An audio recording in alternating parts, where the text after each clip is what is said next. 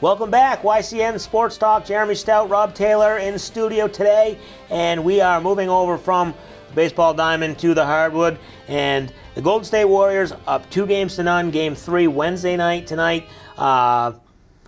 Is this over? We'll just ask that. We're going to make our picks later, so don't give it away. But is it going to be tough? Yeah, it's. I think the NBA's got a little issue right now. They really.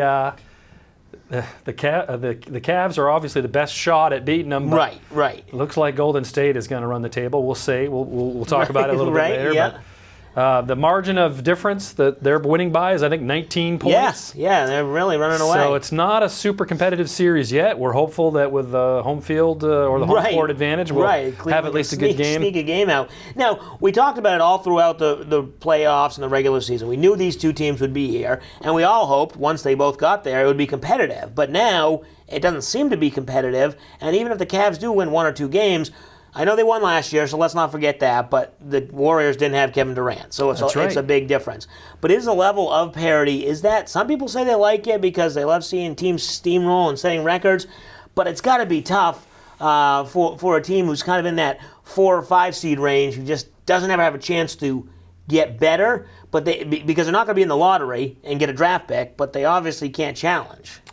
Yeah, I really think this is sort of at the central core to the issue of the NBA right now. I just think that the way that it's sort of shaped out with the salary cap and so forth is that it seems that you're going to have these sort of juggernaut teams, and there's just not really good parity. And I was thinking about this on the way down here tonight, just how that there really isn't a competitive nature there. You could see these 1, 2, maybe 3 teams just really steamrolling the league. And you were seeing it in the finals, which is concerning to me. I did hear that the ratings are up for this game. Everybody was interested in it, but maybe for the wrong reason. And not for the wrong reasons, but you're right. People are interested to see maybe how good the Warriors are, how much they're going to win by. And that brings it to the next question. Last year when they won 73 games in the regular season but didn't win the championship, people said, okay, well, they're not the best team. This year, of course, not setting the record, but they could go 16-0 possibly in the playoffs. Yeah. Would that make them the best team maybe at that point? It's certainly going to be in the discussion there. I think they are. I mean, just the way that they were able to add Durant with Steph Curry and just that whole concept. But I don't know. I've got some Celtics teams that I would still throw out there with Bill Russell that would still be on my top.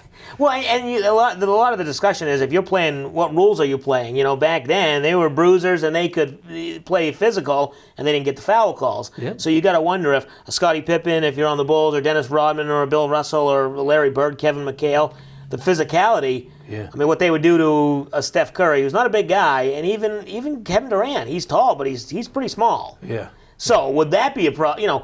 It's hard to match up who's better because they play different styles. Absolutely. And as a Celtics fan, you saw those different styles. Yeah.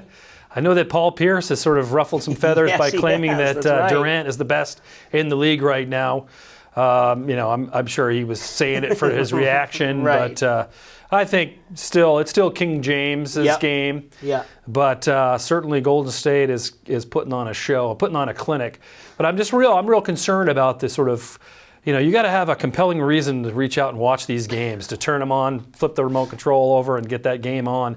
And if we're going to have these blowouts, it's not going to be good for the NBA by any means. Right. Now, before we hit the break, we want to get your take on the Celtics. Obviously, their season's over, but you're a Celtics fan. Yeah. They have the number 1 draft pick, obviously. Yeah. Now, where are they? Are they one piece away from challenging the Cavs, do you think?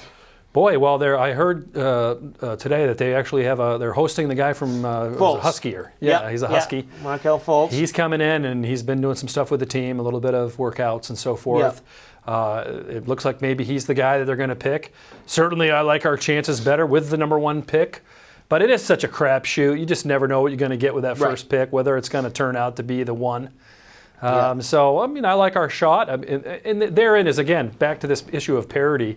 You got the Celtics, one of the top 4 teams in the league, winning the first-round draft pick. Does that make any sense to you? I would say if I was one of those other teams down the list, I'd be so mad. Right. And that's the problem, the NBA. I mean, they put the salary cap in, they put the lottery, but teams can still do things how they want to some degree, and you get this unbalanced season, really. Yep. It looks like it. So We might see another NBA Finals game for next week. We don't know. The series might be already wrapped up by the time we're back next week. But Game 3 tonight, Cleveland and Golden State, and we'll make our picks later in the show. We'll take a break. When we come back, talk to Rob about some Red Sox players, and we'll talk about our top 5 favorite Red Sox players of all time.